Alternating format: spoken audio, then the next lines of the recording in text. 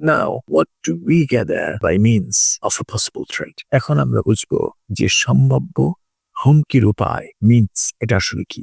ধরুন একটি নির্দিষ্ট খাতে আপনার একজন ব্যবসায়ী প্রতিদ্বন্দ্বী আছে। আপনার প্রতিদ্বন্দ্বী ভালো মানুষ না, সে আপনাকে খুব ক্ষতি করতে চায়। সে চায় যে আপনি মরে যান অথবা হত্যার শিকার হন। আপনার ওই ব্যবসায়ী প্রতিদ্বন্দ্বীটি শহরে একজন শক্তিশালী ধনী মানুষ। সে যদি চায় একজন হিকম্যান কিন্তু ভাড়া করতে পারে তার যে খারাপ ইচ্ছা সেটাকে বাস্তবায়ন করতে। So you see he has motive and expertise.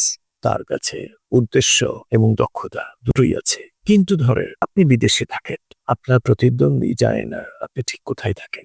বিশ্বের বিভিন্ন জায়গায় আপনি ভ্রমণ করেন এবং বিদেশে থেকে আপনি আপনার বিজনেস পরিচালনা করেন। আপনার প্রতিদ্বন্দ্বী জানে না কিভাবে আপনার কাছে পৌঁছানো যায়। আপনার যে প্রতিদ্বন্দ্বী বিদেশে গিয়ে আপনার যে ক্ষতি করবে সে সামর্থ্য তার নাই। সুতরাং দেখছেন আপনার প্রতিদ্বন্দ্বী যে মিনস উপায় সেটা নাই, আর সে কারণে সে আপনার জন্য কোনো হুমকি না। আপনার শত্রুর মধ্যে এই তিনটি উপাদান চিহ্নিত করুন। Find out a way to deactivate just one method.